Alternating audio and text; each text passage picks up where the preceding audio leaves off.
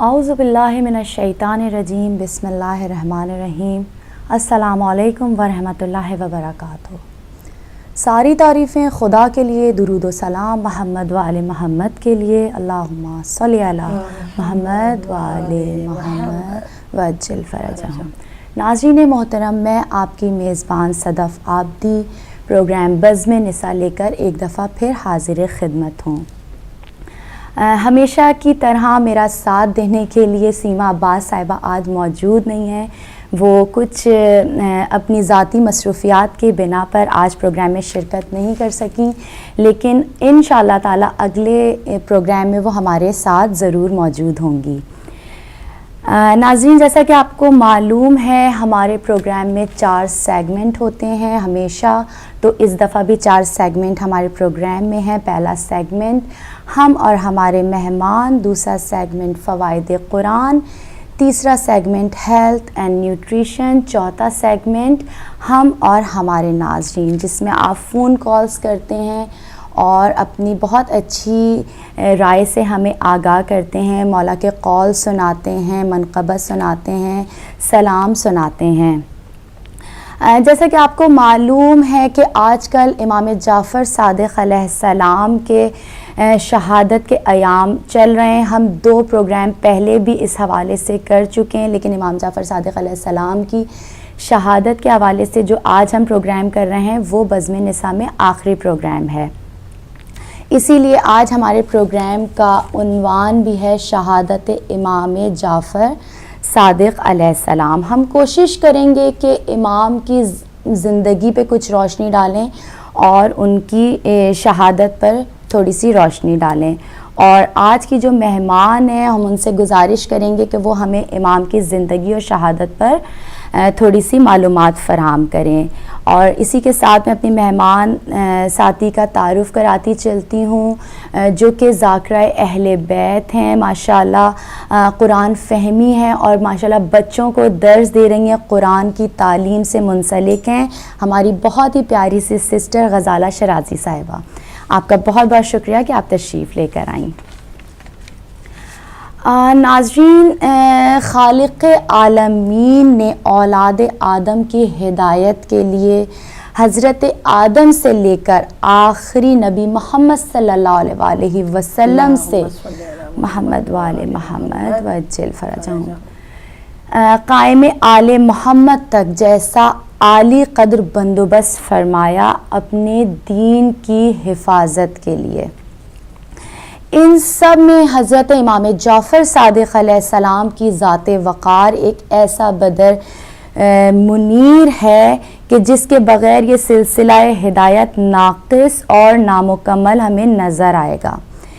امام جعفر صادق علیہ السلام کی زندگی کے 12 سال اپنے جد بزرگوار حضرت امام زین العابدین علیہ السلام کے ساتھ گزرے۔ 95 ہجری میں امام زین العابدین علیہ السلام کی شہادت واقع ہوئی، تو اس کے بعد آپ اپنے والد محترم امام محمد باقر علیہ السلام کی زیر تربیت آ گئے۔ 114 ہجری میں حضرت امام محمد باقر علیہ السلام کی شہادت کے بعد اسلام اور امت مسلمہ کی مکمل ذمہ داری امام جعفر صادق علیہ السلام کے سر عائد ہوتی ہے۔ اس وقت آپ کی عمر 30 برس ہے، اور یہ وہ دور تھا کہ جب بنی امیہ اور بنی عباس کی جنگ اقتدار شروع ہو چکی تھی۔ 132 ہجری میں بنی امیہ کا دور اقتدار ختم ہو گیا اور بنو عباس حمایت حق آل محمد علیہ السلام کے نام پر برسر اقتدار آ گئے۔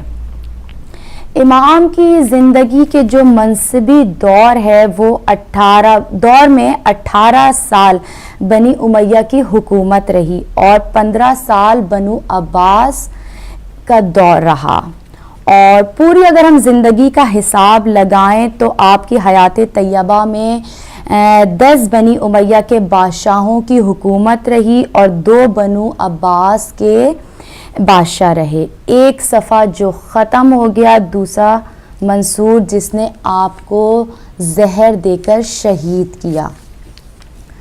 नाज़रीन मोहतरम, तमाम मासूमीन और ख़ास तौर पर इमाम जाफ़र सादिक़ अलैहिस्सलाम के हम शियान अली पर बहुत सारे एहसानात हैं। आज जो हम मौला हुसैन की मजालिस बर्पा करते हैं, उनका फ़र्श बिछाते हैं, वो भी इमाम सादिक़ अलैहिस्सलाम की बदौलत से।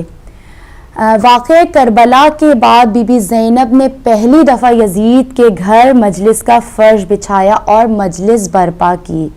इसके बाद इमाम ज़ैनुल आबिदीन अलैहिस्सलाम मजलिस पढ़ा करते थे और सब लोग मजलिस सुनते थे। फिर यही सिलसिला इमाम बाक़र अलैहिस्सलाम के साथ हुआ कि मौला मजलिस पढ़ते थे और सब सुनते थे। हमारा ईमान है कि इमाम हमारे मासूम होते हैं और गैब का इल्म भी रखते हैं। तो माजी में इमामों की बदौलत जो है वाक़या करबला फैल रहा था, यानी इमाम वाक़या करबला सुनाते थे और लोग सुनते थे।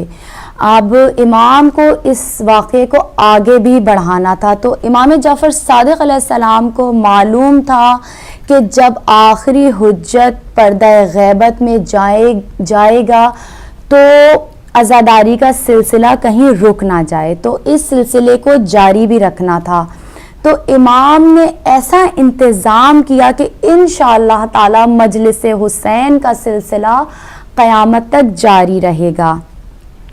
इमाम ने अपने ज़माने के मशहूर शायर हारून से कहा कि तुम मरसिया लिखो। वैसे तो बहुत बड़े बड़े शायर थे इमाम के ज़माने में, और उन मशहूर शायरों से कहा कि तुम मरसिया लिखो और मरसिया लिखो और उसको बुलंद आवाज़ में पढ़ो। जब शायर ने मरसिया लिखा और बुलंद आवाज़ में पढ़ा तो इमाम अपने मिंबर से उतरे और उस शायर को जो है मिंबर पर बिठाया कि तुम इस पे बैठकर मेरे जद का मरसिया पढ़ो। तो इस तरह से ये सिलसिला भी शुरू हुआ कि पहले तो इमाम मजलिसें पढ़ा करते थे, फिर शोहरा ने शेर लिख लिख के मजलिसों का मरसिए पढ़ने का आगाज़ किया। जी नाज़रीन, इसी के साथ मैं अपने प्रोग्राम का बाकायदा आगाज़ एक इमाम जाफ़र सादिक़ अलैहिस्सलाम के कलाम से करना चाहूँगी। आपसे दुरूद का सहारा चाहती हूँ। अल्लाहुम्मा सल्ली अला मुहम्मद व आले मुहम्मद व अज्जिल फ़रजहुम। सदाक़त नाज़ करती है, इमामत ऐसी होती है। सदाक़त नाज़ करती है, इमामत ऐसी होती है। खुदा खुद नाज़ फरमाए, शरीयत ऐसी होती है। इमाम जाफ़र सादिक़ सदाक़त का फलक ठहरे, लक़ब ही पड़ गया सादिक़, सदाक़त ऐसी होती है। खजाना इल्म का वो दोनों हाथों से लुटाते थे, सखी कहते थे हमको, सखाफत ऐसी होती है।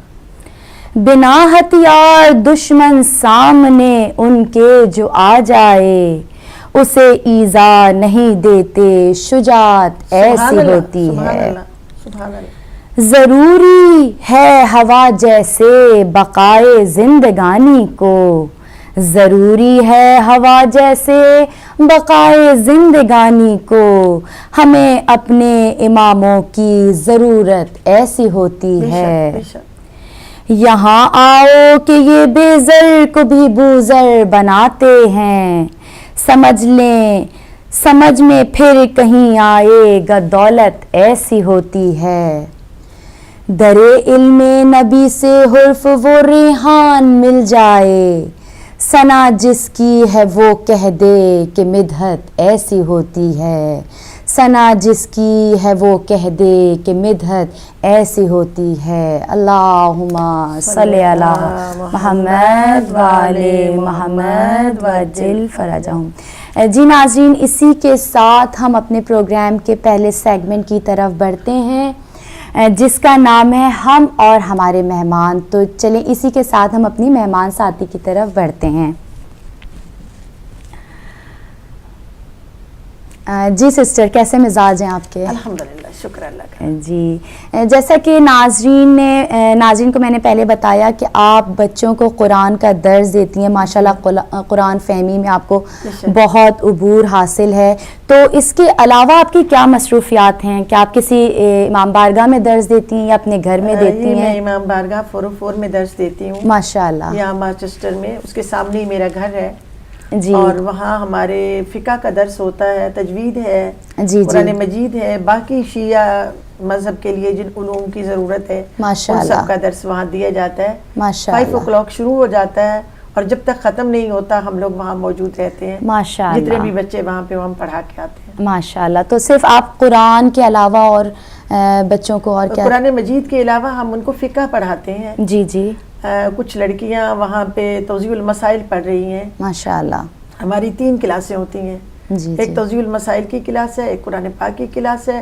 اور ایک ایسے لوگوں کی کلاس ہے جو بڑے ہو گئے ہیں لیکن وہ کچھ سیکھ نہیں سکے، ماشاءاللہ، ان کو بھی ہم سکھا رہے ہیں۔ یہ بہت بڑا کام ہے کہ بڑوں کو سکھانا، بچوں کو تعلیم دینا بہت آسان ہے، لیکن ان بڑوں کو بھی سلام ہے کہ وہ بلا جھجک آپ سے تعلیم حاصل کر رہے ہیں، کیونکہ عمر کی کوئی قید نہیں ہے، کوئی قید نہیں ہے، بالکل معصوم کا فرمان ہے کہ تمہیں گود سے لے کر قبر تک جتنا ٹائم ملے اتنے میں تم علم حاصل کرو۔ بے شک، اور 3 لوگوں کو معصوم نے پسند فرمایا ہے، یا وہ علم حاصل کرتے ہیں، یا وہ علم بانٹتے ہیں، یا وہ علم کی جستجو میں رہتے ہیں۔ سبحان اللہ، یہ سبحان معصوم اللہ، کا فرمان ہے۔ جی ماشاءاللہ، تو جتنا علم ہم لوگ پھیلا سکتے ہیں، جیسے باقر العلوم ہمارے امام ہیں، بے شک، صادق آل محمد ہمارے امام ہیں، جنہوں نے اتنا علم پھیلایا، جن کے اتنے طلباء ہیں، اور اتنا انہوں نے پوری کائنات میں آج جتنا خواہر گرامی جتنا علم ہے وہ امام جعفر صادق کا بانٹا ہوا ہے۔ ماشاءاللہ، آج کوئی مانے نہ مانے یہ ہماری غلطی ہے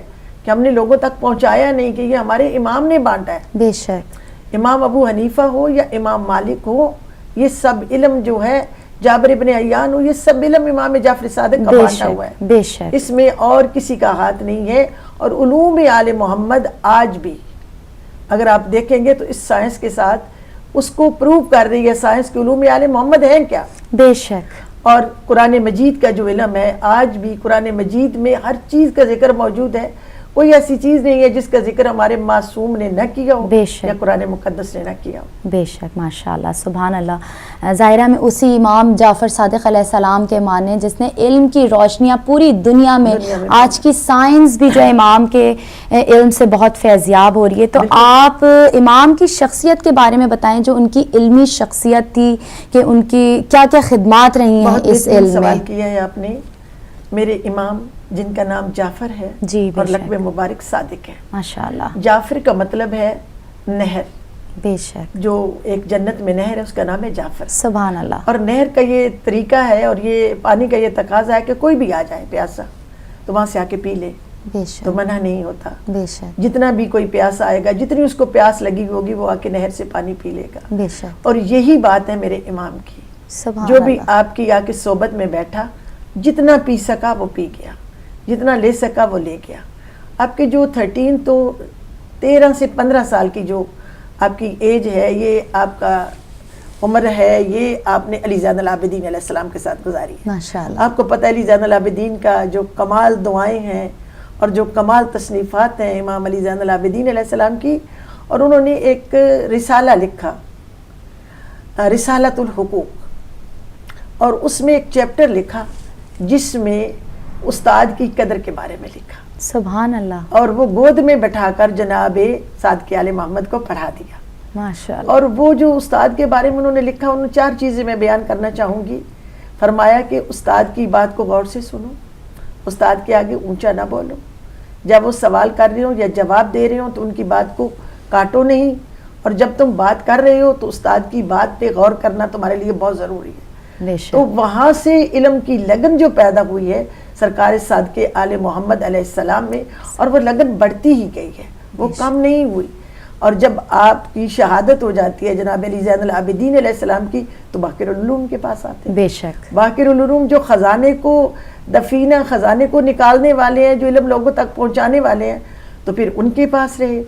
اور ان کی شہادت کے بعد اتنا علم تھا جناب علی جناب سعد کے آل محمد علیہ السلام میں کہ آپ نے اس علم کو اس طرح لوگوں میں پھیلایا کہ آپ کے پاس کم از کم 900 لوگ جو تھے وہ فیض یاب ہوتے تھے. ماشاءاللہ.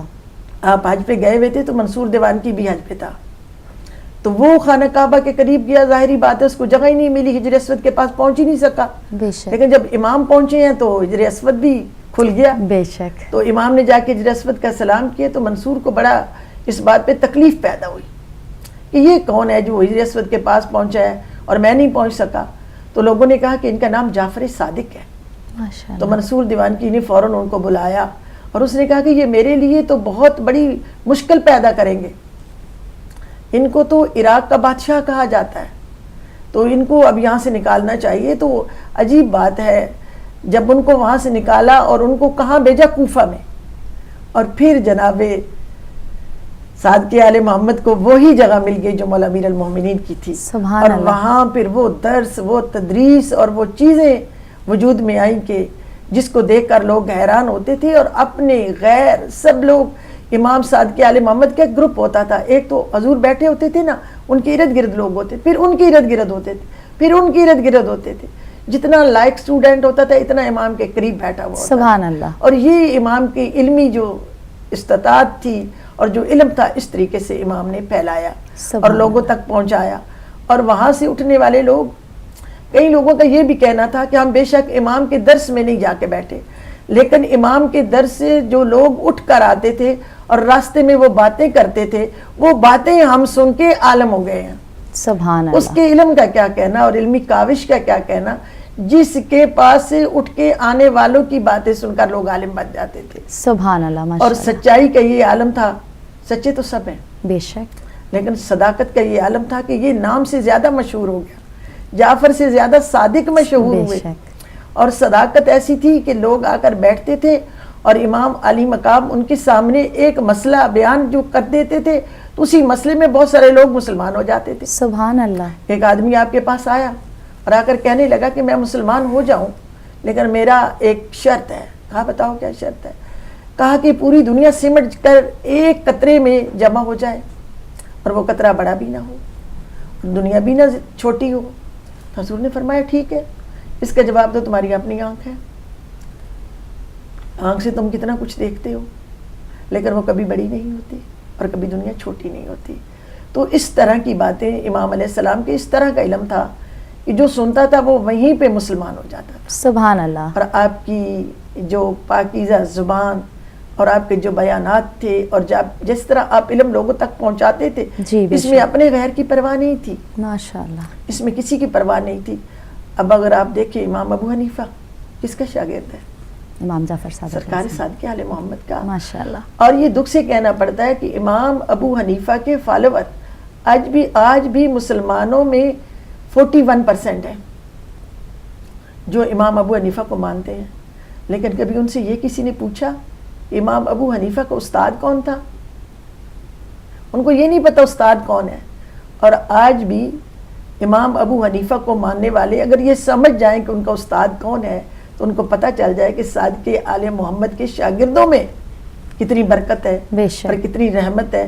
اس طرح علم کو پھیلایا ہے کہ ہر بندہ اس سے فیض یاب ہوا ہے.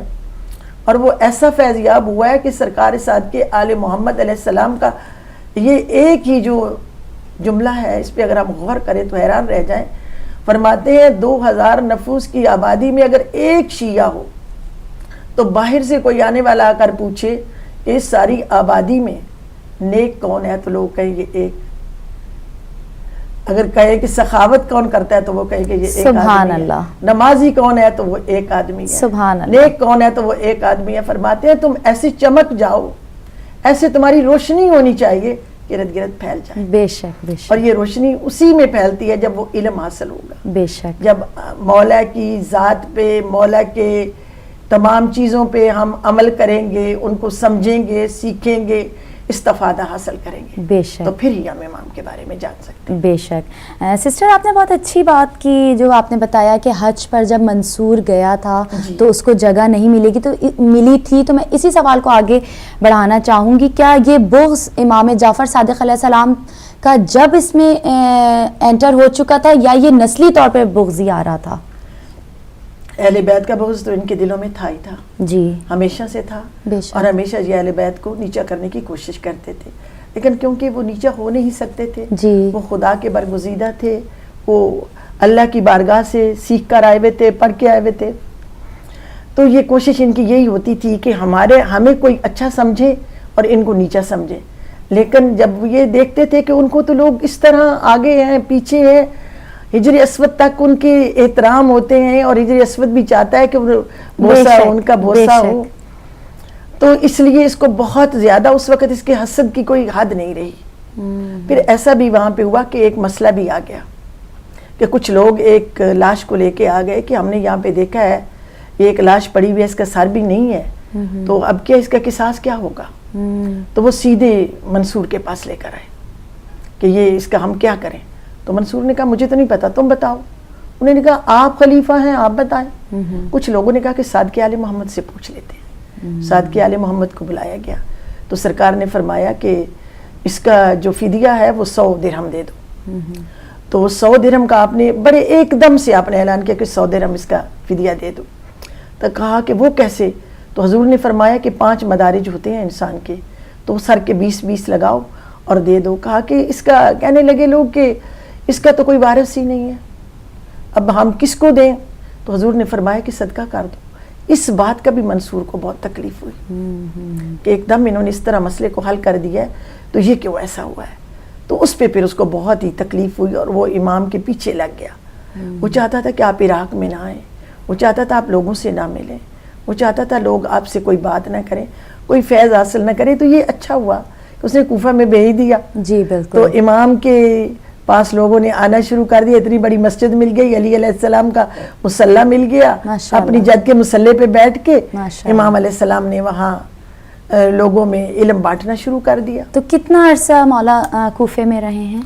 امام علیہ السلام کچھ باختلاف روایت ہے, اس میں اختلاف ہے, 5 سے 10 سال بھی کہا گیا ہے, اور کچھ روایتوں میں 2 سال بھی کہا گیا ہے. جی. یہاں پہ تھوڑا اختلاف پایا گیا تاریخ میں, لیکن جو کوفہ میں رہے ہیں کوفہ میں بہت کام کیا ہے. آج ہم فقہ جعفریہ والے ایسے نہیں بن گئے.